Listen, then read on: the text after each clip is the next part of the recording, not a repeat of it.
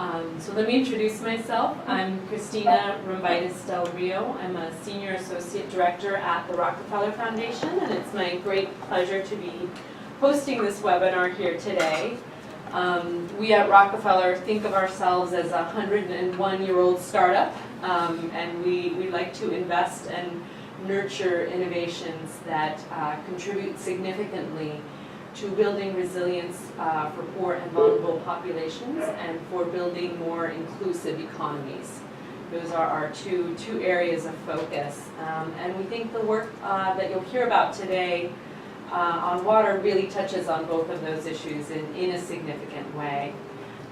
We started working with Rockefeller's, with Winrock's Water Innovation Program in about 2011. And it was really focused around a new practice, a new innovation called MUSE, Multiple Use Services, that came out of deep observational research that looked at how people use water when they have very limited access to water.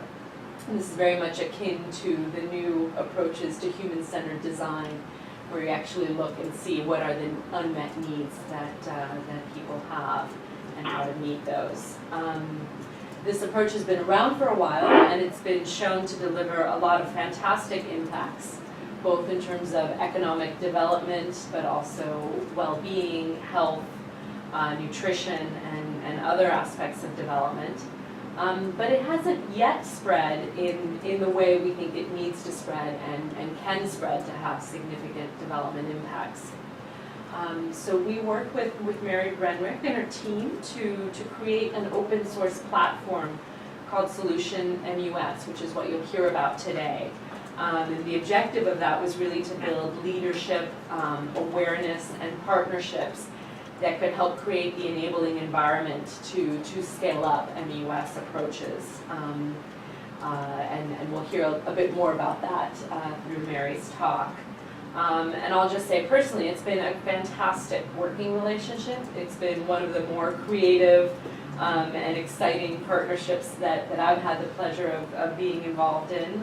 It's been productive, and not just a lot of fun, but very productive, and an easy partnership. And so I was delighted to convene this webinar today to share a little bit about what we've been doing, what we've developed through this partnership together between Rockefeller and Winrock, and really with the hopes that the folks on the phone, all of you participating in this webinar, will find it as exciting as we do, and will see this as a vehicle for meeting your own needs and ambitions and programmatic interests, and again with the hopes that you'll also be interested in partnering to help take this to the next level in terms of spread and scale. I'll turn it over to Rodney Ferguson, the President and CEO of Winrock, to give a few more remarks on how this fits into Winrock's strategy. But I'll just say for those of you on the phone, since we have so many people joining, we have about 35 plus people joining, I'll maybe ask everyone to keep their phones on mute unless you have a burning question or question for clarification that you want to have answered, in which case, by all means, please do chime in. But we'll reserve a good 30 minutes for question and answer at the end. And at that point, we'll ask you to introduce yourself before asking questions. And just a brief note on who we have on the phone. We know we have people from the NGO community, from development and environment organizations, from business interests, from foundations, from private philanthropies, and really a wide variety of thought leaders and practice leaders working on water and related issues here today. So we have quite a cross-section and are really excited to bring together this group. So without further ado, Rodney.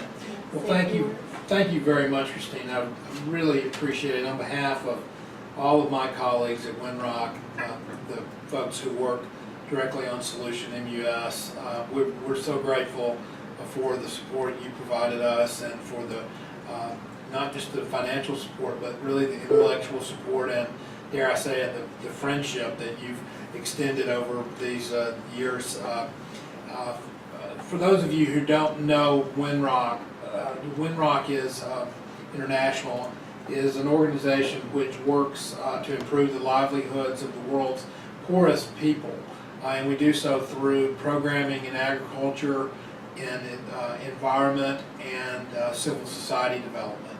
And for those of you who also don't know, Winrock is really the grandchild of the Rockefeller Foundation, if you will. We came out of the programs that were developed by Winthrop Rockefeller and John D. Rockefeller III that were combined in the 80s to form what now represents Winrock, bringing together some of our work and their work, I should say, in agriculture, livestock development. Subsequently, we added our environment program and our civil society development program, but always trying to remain true to our mission of helping the world's most poorest people to improve their livelihoods.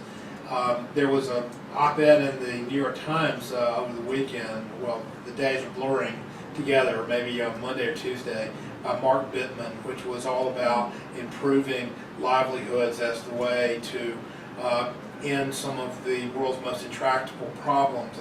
And it was, in a way, it was like reading our manifesto. We were very consistent with the way that we approach development. And the foundation has played an enormous role in the development of Solution MUS. We were lucky to receive one of the Rockefeller Foundation's Innovation Kitchen Awards in 2011, which really provided the spark that helped Mary Renwick and her team develop our current manifestation of Solution MUS.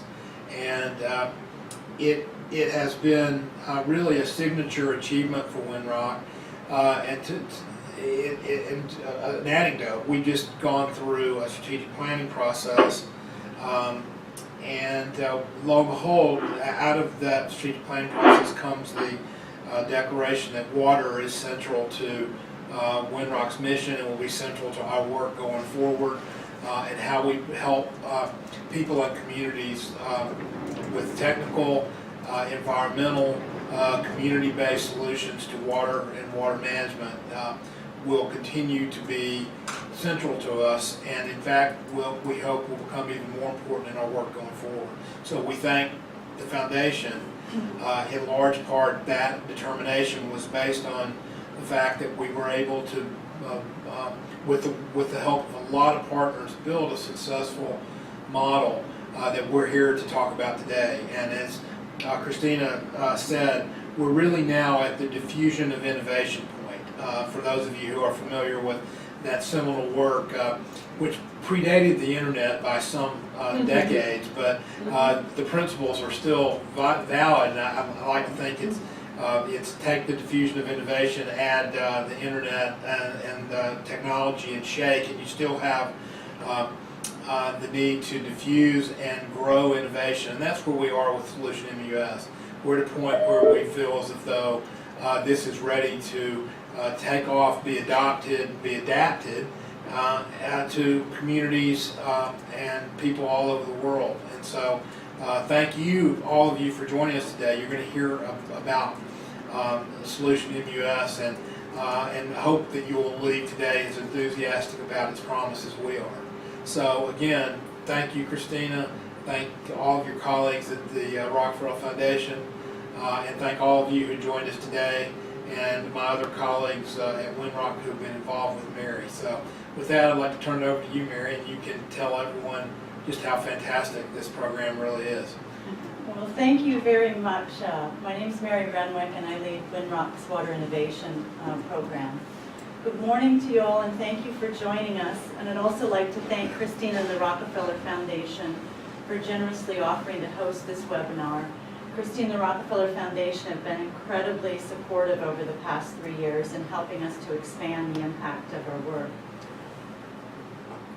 As Cristina alluded, what I'll be talking about today is a promising practice for delivering integrated water services to cost-effectively and sustainably improve people's health and livelihoods. It's known as multiple use water services, or MUS for short. We've worked in hundreds of communities in 7 countries in East and West Africa and South Asia, and see what an impact it can make in terms of people's health, their income, food security, and environmental protection. The challenge now is how to get MUS to scale. We've taken on this challenge through Solution MUS. Solution MUS is an open initiative of Winrock International that invests in leadership and innovation, equipping others, and scaling partnerships to get to scale efficiently and rapidly. This webinar is an invitation to you all to learn more about Solution MUS and to get engaged in the scaling effort. Today I'm going to talk about 3 things because we have a very diverse audience and to kind of get people on equal footing. What is MUS? Why we've developed Solution MUS to bring MUS to scale, and how to get involved.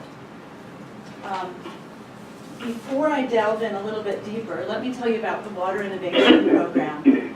The Water Innovation Program is an endowment-seeded effort. In about 2000, our board decided to take a strategic draw off the endowment and invest in innovation.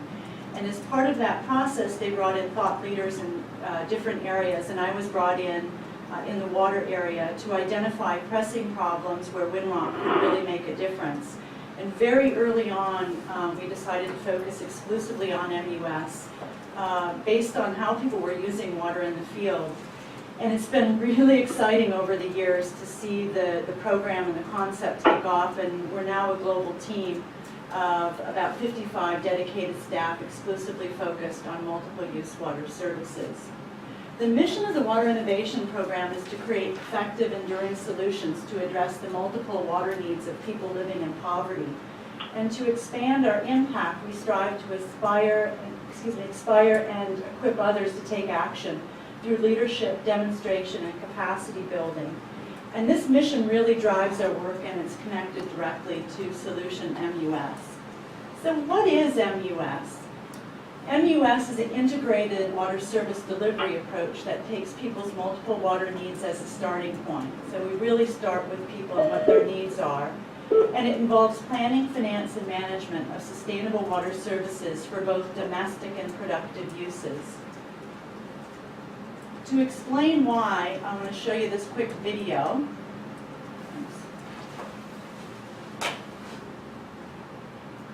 This 2-minute video.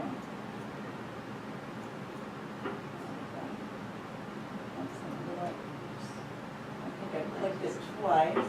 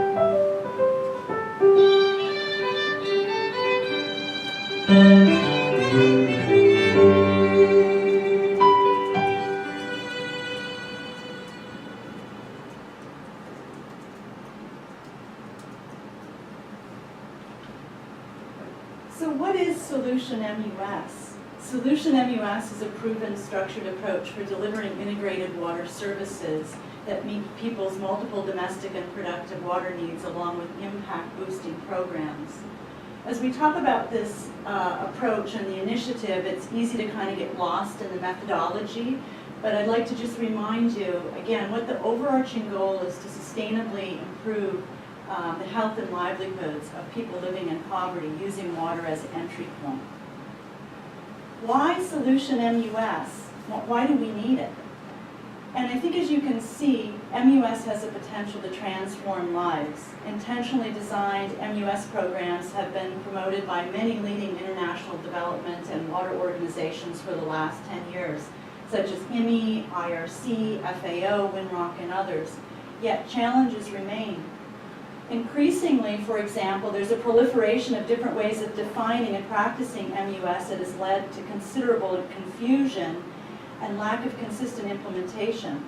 Practitioners and funders have expressed the need for a more systematic, rigorous methodology for implementing MUS based on evidence of success and continuous testing in the field. Experience has also shown that the benefits of MUS approaches that focus solely on delivering water services can be significantly increased with a more holistic approach that goes beyond water alone. And there's been a rapidly growing interest in MUS by governments, donors, and implementers in MUS, which is extremely exciting, but we still haven't seen the adoption reach the tipping point that will result in the desired transformational change that we've been looking for. So we're at a point where there's a clear need for a dedicated strategic approach to scaling up MUS. And Solution MUS was designed to address these challenges. At the heart of Solution MUS is water services. Water is our entry point, integrated water services for domestic and productive uses. As we provide water for domestic uses, it's water for drinking, bathing, other hygiene needs, sanitation. But remember, the overarching goal is to improve health. And so in order to secure, sustain, and grow those benefits, we add on hygiene education, hand washing programs, sanitation or nutrition programs. Similarly, when we look at water services for productive activities such as irrigation, watering livestock, or small-scale water-dependent enterprises, remember the overarching goal is to sustainably increase people's income, their food security, and their resilience. Now, for some folks, the only binding constraint is water. For example, they know how to grow vegetables, they know how to get them to market, they have access to good inputs. But for most of our clients earning less than $2 a day, they have other constraints. Maybe they need access to better inputs, assistance with marketing or agricultural extension. So we move out of the water space and into the livelihood space to provide those impact boosting programs. As we design water services, we want to make sure that those sources are sustainable over time. And because the sustainability, and we look at the safe yield, really depends on the larger environment, and our clients depend on the environment to provide those ecological services upon which they depend, we move out of the water services space into the environment space more broadly, looking at water resources management, ecosystem management, and waste management. How far we go into each of these circles, or anyone who takes the approach, depends on the context, the budget, the time frame. It's not an all or nothing approach. You take what works for you and your environment. Underlying everything that we do is learning about what we're doing and how to do it better, sharing with others as we go along, and this is part of our sharing practice, and research, building the evidence base. So how does it work? Unlike typical water sector approaches that use engineering estimates to decide or determine how much water people need, we flip it. We start first and we look at what are people's needs. What are they using water for? Where do they use it? What quality of water do they need? Do they need potable water for drinking? What quality do they need, for example, for irrigation or livestock? And how much water is needed for each use at which location. Then we look at the water sources. both developed sources, so that could be a gravity scheme or whatever infrastructure's there, as well as traditional sources, which are frequently overlooked, and untapped surface and groundwater sources. And then we look at the gap between what people need and what's available, and then we design water services. As we design water services, it could be one source for multiple uses or multiple sources for multiple uses. It involves investments in hardware and software. Hardware could be upgrade systems, new systems, rehabilitate systems, and then adding on management systems. So MUS is really important. The S stands for service, not systems. It's not a technology. It's a service delivery model. So once we know the gap between what people need and what they want, and we design the services, then we add on these impact boosting programs in health, livelihoods, and the environment. As you'll see, Solution MUS results in a whole range of benefits that address the multidimensional aspects of poverty. And let me give you a brief tour of the evidence base. We see a 20 to 40% reduction in diarrheal disease by combining safe water with hand washing and sanitation. Decreased undernutrition, particularly for children under 5, through integrated water service delivery and nutrition programs, increases the absorption of nutrients, and increased access and utilization of nutritious foods in 2 ways. First, income generated from productive use activities can be spent on food, more nutritious food, increasing availability and utilization, as well as gardening increases access, for example, to vegetables. And in our Nepal program, for example, prior to the program, the average consumption was 0.3 kilos a week, and after 2 kilos a week. When we look in terms of livelihoods, we see average income gains of $125 to $350 a year, and in some cases, much higher. What's interesting here is, okay, you can look at that amount and say, well, that may not lift a family out of poverty, but it will have a significant impact on their quality of life, and I've seen it time and again. And when you look at traditional wash services, they don't generate income. And so by providing wash services and adding on these impact boosting programs that can increase income, you can have a tremendous impact. Above 20 liters per capita per day, which is the international norm for drinking water programs, each additional liter generates 50 cents to $1 of income. We've seen significant increases in crop yield, up to 100%. And households with access to MUS are 3 to 4 times more likely to garden and 2 to 3 times more likely to have livestock. What's really interesting, and we see time and time again, is that once people see the connection between increased water availability and income, they are willing to take action to protect the environment in terms of increased local stewardship of water and ecosystem resources, maintenance of environmental water flows, and I'll show an example of that in a minute, and protected water quality. And we see it on the homestead all the way up to the watershed level. This is an interesting example. This picture of, on the right-hand side is a rainwater storage harvesting tank, which has a recharge for the rope pump there for shallow groundwater. Importantly, what we see is this synergistic integrated impacts by combining these programs that result in increased return on investment. We see benefit cost ratios based on financial analysis, not economic analysis, of 3 to 8.6, and in some cases much, much higher.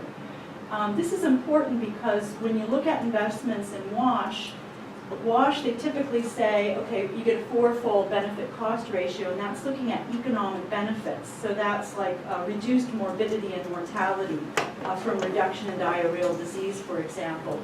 And WASH investments are extremely important, but if you look at the financial analysis of WASH investments, they're less than 1, which means they don't make financial sense. They make economic sense, and there's a good reason to invest.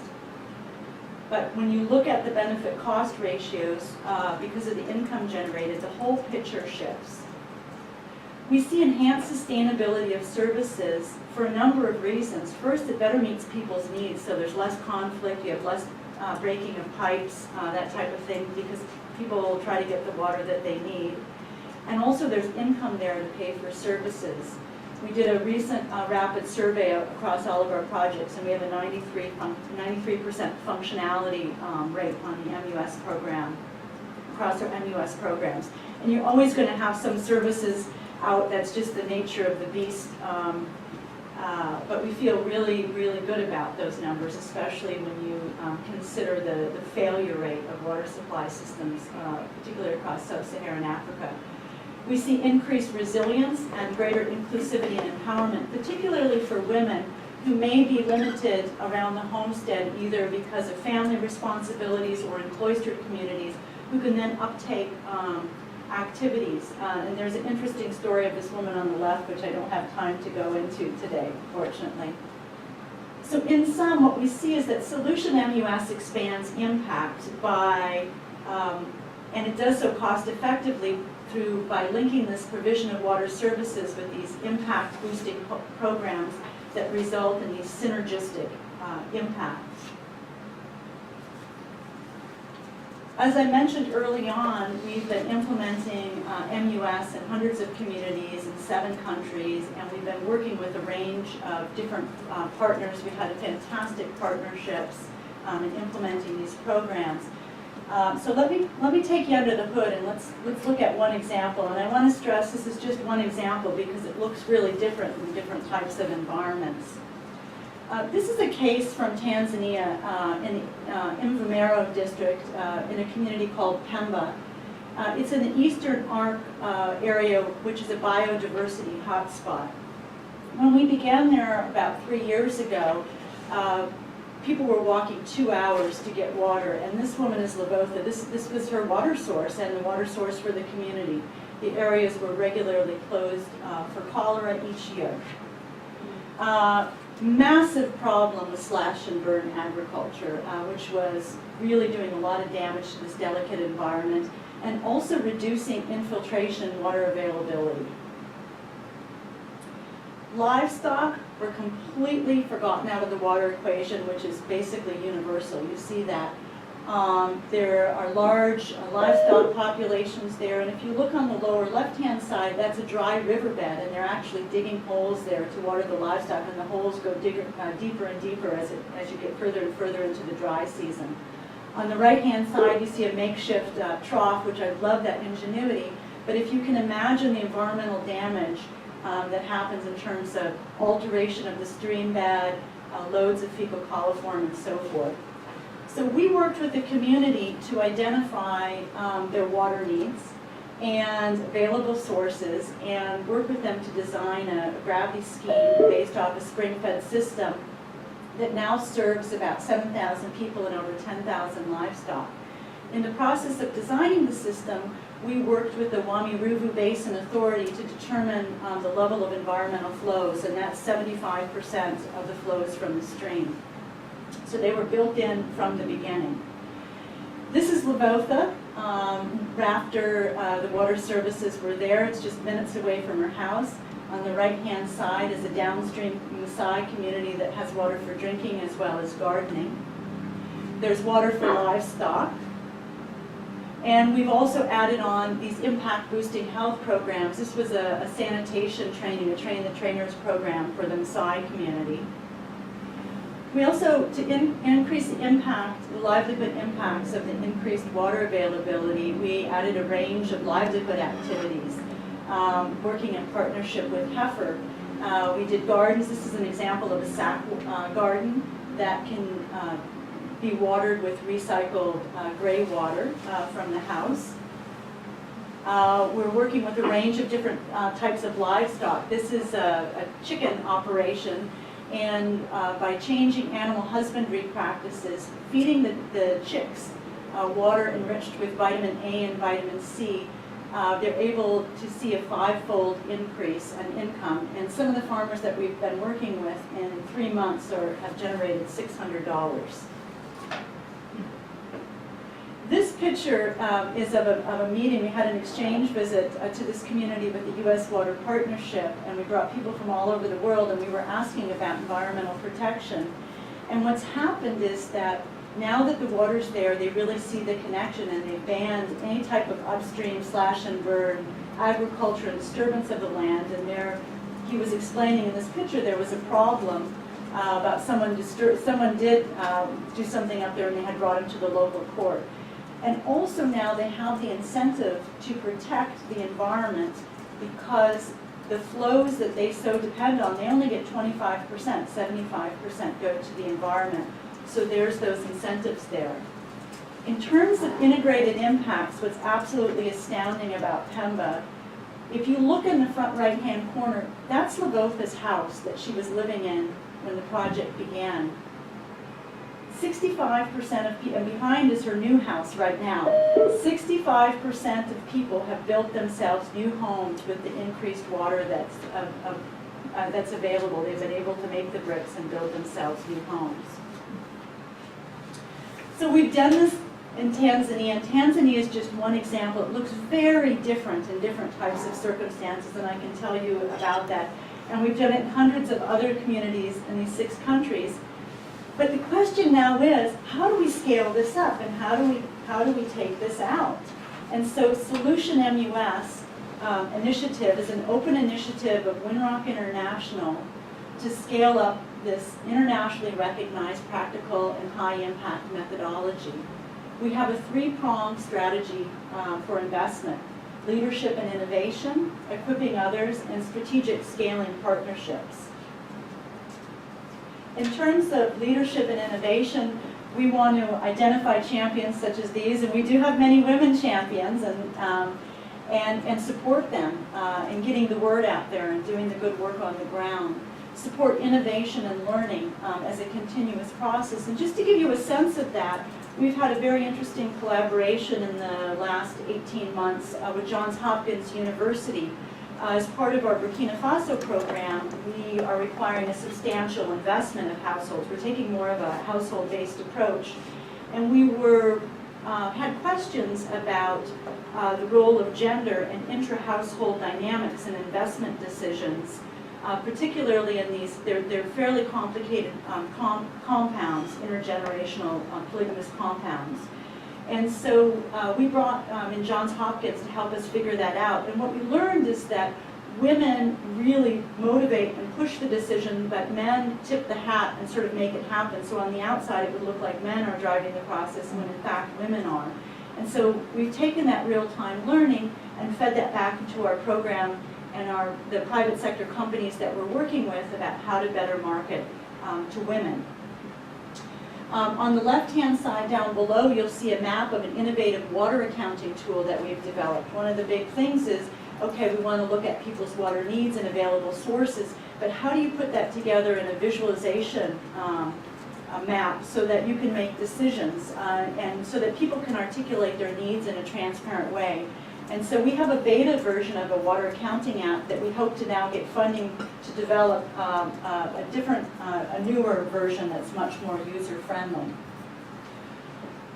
We also will be focusing extensively on equipping others to take this and run with it through technical assistance, training programs. With funding from the Rockefeller Foundation, we've developed an MUS training program. It's a 3-day training program, but it can be shortened down depending on needs. It's in French and English, complete with board games. In 2013, for example, I think we trained 484 people, nearly 500 people, mostly practitioners in sub-Saharan Africa. We've also developed a whole host of resources and tools. For example, a guide to Solution MUS, which sort of walks you through the process. For example, it will show you all the way through the project cycle from planning, implementation, and evaluation, how Solution MUS works, so you can take it. We have a whole range of illustrative examples before and after to show how it works. As you'll notice, everything is color-coded: blue for water, red for health, orange for livelihoods, green for environment, and each component is broken down in detail. What we've done as we've tried to build these resources and tools, as you see from the animated video and from here, is basically to give people a framework, provide some inspiration, and give them the tools so that they can run with the ideas. All of these resources are on a website that officially, I hereby officially announce is open, is solutionmus.org, that we've been working on to put all of this together. It shows our work in action, the framework, how to work with us, the evidence base, and it will be growing over time. At the heart of our scaling strategy is scaling partnerships. And really what we're looking for here is like-minded partners with a shared vision. Partners who have an appetite for MUS and who have existing resources to leverage. For example, maybe there's an organization or a donor who may be investing, say, I don't know, 30 million over the next 3 years into WASH. What about taking a portion of that, focusing it on MUS, and we would work with those partners to take it and run with it. In terms of working principles, we see these scaling partnerships as a deeply collaborative effort, that ideas would be owned by the partnership, not any individual organization, and that we would be deeply reflective and try to grow the practice. And one of the other main working principles is that we would share, any scaling partner would work to share the ideas out with other organizations. In terms of the organizational structure, at least initially, Winrock would serve as the backbone organization with an advisory board, and we're very open to that changing over time, but we've spent a lot of time in this space. We want to make sure that the incentives and the motivations for joining are very flexible, and that works for funding as well. So a partner may have their own funding, or a donor may wish to fund one partner who would then work with Winrock or others, so we're very open to that flexible funding arrangement. Just in terms of giving you a sense of what we're looking at, if, let's say we had 3 really fantastic scaling partners who could then take on a few more. In the next phase, we would take on a few more, and you can imagine how it would grow over time. I think it's important to mention at this point in time that we know how to do this. We've done this in Tanzania, and we have this amazing network of partners that we've worked with. We are working with 14 organizations there, the government, 47 private enterprises. And really how it all began is with this shared vision and very thoughtful partnering and joint capacity building. Winrock's been the backbone organization to date, but right now we're positioning to, as our funding is drawing up for Tanzania, to pull back and to make sure that's sustainable over time. What we've witnessed through this partnership is truly amazing. We've rapidly expanded impact and accelerated learning. We were initially just working in the Morogoro region, and now it's scaled up nationally. So this is an opportunity to get involved with Solution MUS, and this is an invitation. And we sort of see 4 main areas to get involved in: leadership and innovation, equipping others, scaling partnerships or backbone support. And there's opportunities for all different types of funders, sectors, and experts to get involved. Then there's flexible ways to invest in scaling up MUS. For example, if you have there could be working in different geographies, at different levels or different types of resources, including cash and in-kind types of partnerships.